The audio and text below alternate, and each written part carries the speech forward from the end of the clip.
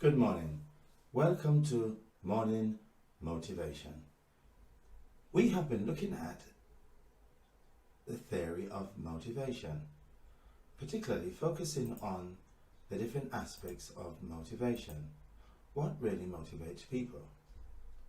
We looked at M as an acronym and we said M stood for master. We were focusing on the end of the theory of motivation as it applies to the well-known theory of Abraham Maslow, that in order to be motivated, we must master our craft. That by mastering something, it gives us a form of feedback, and that feedback provides motivation in itself. We're going to look at the theory of motivation from a sociological and a psychological perspective, using two well-known theories of motivation, one known as Henry Mintzberg and the other Abraham Maslow. Abraham Maslow spoke about the hierarchy of human needs. He segregated the needs of humans in different categories, and that by having this particular need, humans are able to stay motivated. One of the common forms of motivation is looking at motivation from a perspective of self-fulfillment. At this level, the human being has mastered certain other basic needs. In fact, let's put the theory apart. Three categories of needs humans have. The three categories are basic needs, psychological needs, and self-fulfillment needs. At the basic needs level, it says for a human to have a level of motivation, they should first have their physiological needs met, which means there must be an appetite or environment for them to have rest.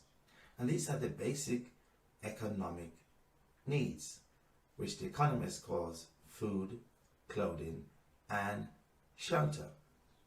And that one must have these factors in place before they can be motivated enough to take on other forms of lively pursuits. So one first needs not to be hungry. One needs a fresh supply of water, needs to be adequately warm, particularly in a cold country, and should have the ability to have rest. And these are the basic factors.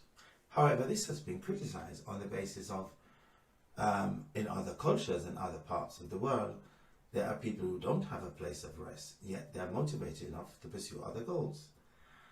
So is this a westernized philosophy and not thus a basic formula that follows every person, regardless of geographical location? Then there's the need for safety. The next tier of human need is the need for security and safety. The need for not having your personal things being looted by someone else. That form of social safety is important. And then, of course, it's being part of a kinship network or a family. It's for these reasons that people join clubs and social societies. An increased need for psychological awareness, that is having the right friends, an intimate relationship, relationship that allows us to feed from the other person. And it's from this that we get the human psychological need of intimacy, being with someone who cares about you beyond the average safety level. Now, not everyone has been fortunate enough to be in an intimate relationship. So this doesn't necessarily mean that you cannot be motivated if you don't have the need of a loved one, single people. Also, we can look at the fact that some people's problems are compounded further by being in relationships that don't adequately satisfy their needs. on the basis of poor choice of friends or poor choice of a lifetime partner, or incompatibilities in the relationship, be it psychological, sexual, or personal. These needs often force people to find these psychological needs from other places, which we won't mention in this broadcast. We're focusing on the fact that to be motivated, we must look at all the different factors that can affect us from achieving our ultimate need, which is, of course, self-fulfillment or self-actualization. Remember first that we are a spirit that lives in a body. We are a spirit who has a soul who lives in a body. However, in our soulish realm, we have these other needs which intrinsically helps us to be grounded, more stable people, more balanced people, who can have a less one-dimensional view of the world around us. And then we look at the esteem needs, which is part of psychological needs. And this tier focuses on prestige, the type of car you drive, where you live, the people you associate with. And all this gives a feeling of accomplishment. Having access to the right kind of people provides a level of esteem to help someone to get to the next level. For instance, this is the overriding factor that we have special clubs with special requirements attended by certain people, like medical associations, legal associations, technology associations, people who are gifted and talented in particular skills will join these associations because of like-minded people. The golf clubs, the sports clubs, all these are outlets for providing esteem needs. Then there's the church that provides a level of spiritual needs for which people want to be a part of. However, people often don't stay in these groups if they don't find like-minded people, and if the people who are part of their peer groups don't give them the feedback and the social esteem that they are looking for. Then there is the self-fulfillment need of achievement. And this is at the pinnacle of the chart what we aspire to. Not just CEOs, not just fund managers and people on six-digit incomes, but anyone who has a hierarchy of needs will always aspire to achieve their ultimate goal, which could be whatever that written goal or vision is. This is the ultimate aspiration of humankind. This is where we are driven to achieve our greatest potential. And this is a God-given innate ability. It's driven by God giving us an ability to want to improve ourselves. We don't want to do the same things we did 4, 5, 6 years ago. We want to do something new. We want to develop a new skill. We want to emphasize the aspects of us that draws people to us. This is the fish being in the water and not on the ground. This is you being among the people who bring out your best talent. That's the self-actualized version of you. And this is the highest level of potential within a human. This is where you don't need anyone to motivate you, because you've found your gift, you've found your calling, you've found your vocation, you've found your pursuit, and you want to keep on aspiring. Whatever that pursuit is, don't allow anyone to take you off course. Remain on course to get to what fulfills you. How do you know? There will be a sense of inadequacy about it. And when you find it, there will be a sense of accomplishment. Even when you are not being rewarded for it financially, you will know this is part of what you were meant to be.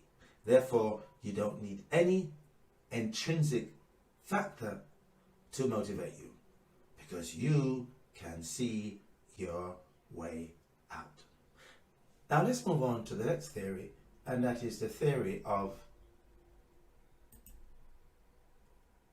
motivation that has to do with two factors. One is called the hygiene factor, and the second is called the motivational factors, or what I call non-hygiene factors. This was coined by Henry Mintzberg. This is primarily a management theory. However, it's applicable to other forms of motivation. Very similar to Abraham Maslow in the sense that it provides you with recognition and achievement, which is also similar to self-actualization. On the other side of the chart, where you have hygiene factors, we have the factors that can threaten your motivation. What are those factors? Usually in the workplace, it's inadequate compensation or uncertainty around job security, stability in your employment, lack of cooperation with co-workers and not being able to work with people cohesively, lack of collaboration, or an unpleasant management or leader that doesn't allow you to develop your potential. These are factors that threaten your livelihood, your comfort, and your ability to achieve. This doesn't just happen in the workplace. This can also happen in local clubs, communities, as well as churches. Uncomfortable working environment. A working environment that's not conducive to you remaining in a safe environment. It could be lack of ergonomics due to facilities around computers, seating areas, lighting areas, flickering lights from computers. All these things can impact your ability to be motivated and can be a source of headache and migraines and so forth. Not having a environment that's ergonomic. Lack of safety in the workplace. Not being able to trust in someone, not being able to communicate with the right people, and times in terms of line management. These are all factors that affect your ability to be motivated in the workplace. On the other side of the factors, we're looking at, we can talk about opportunities for advancement. If you're in any organization and there's a lack of ability to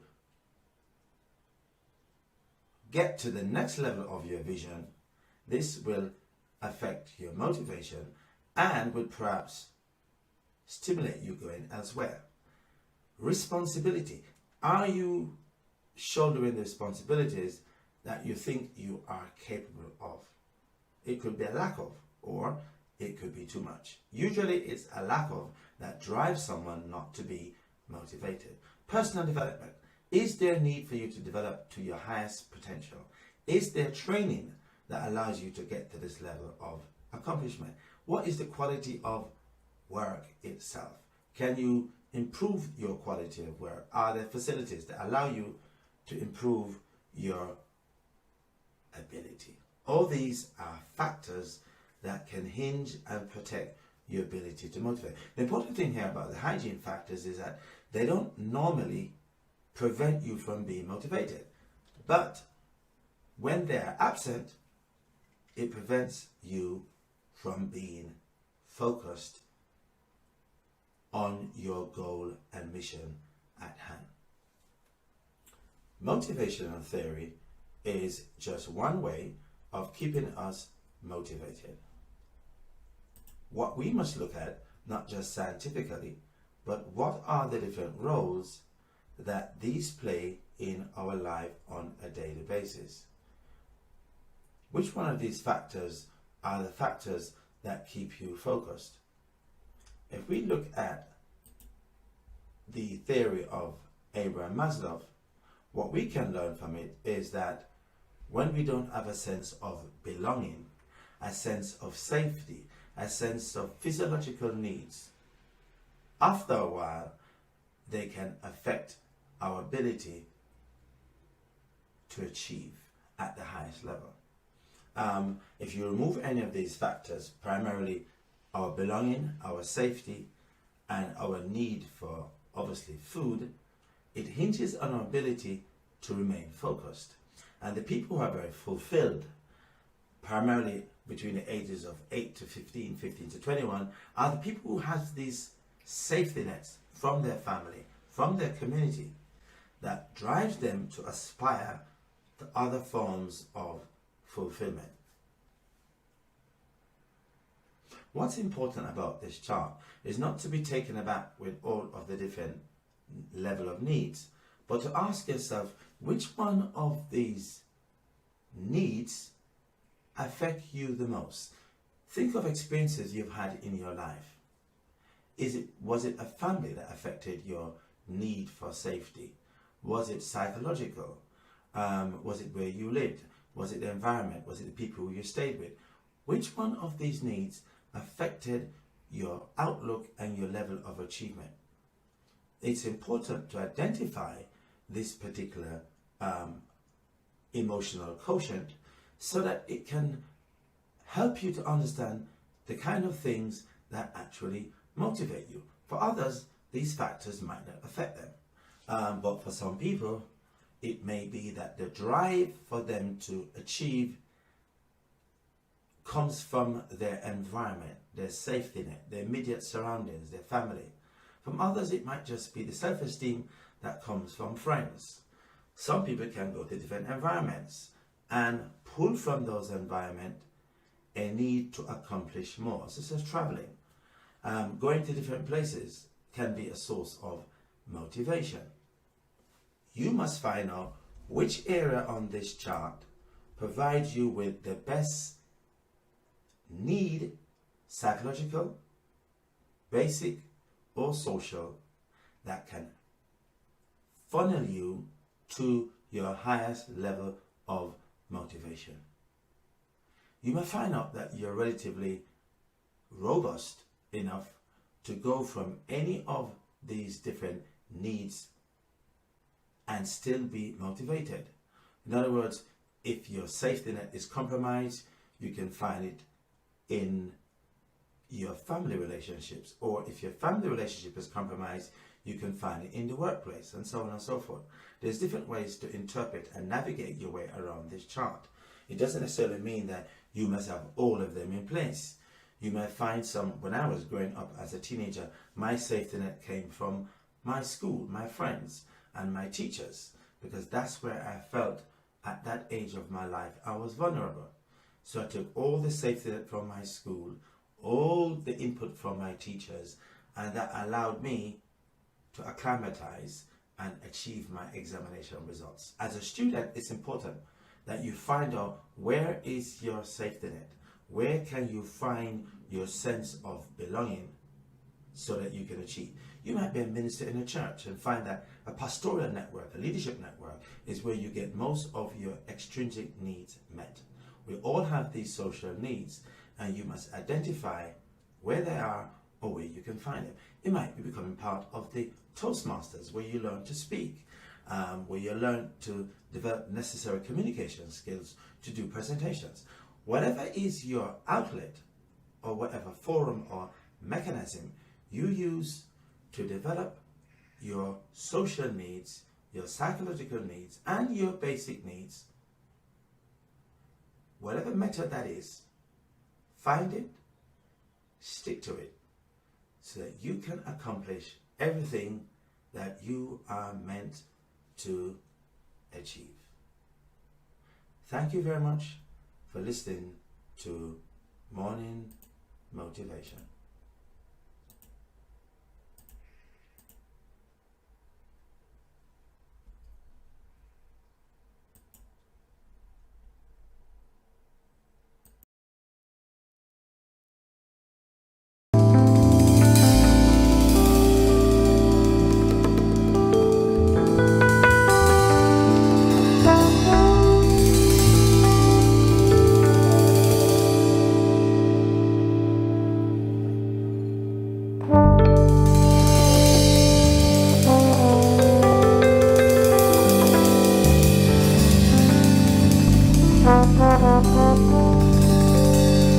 Bye.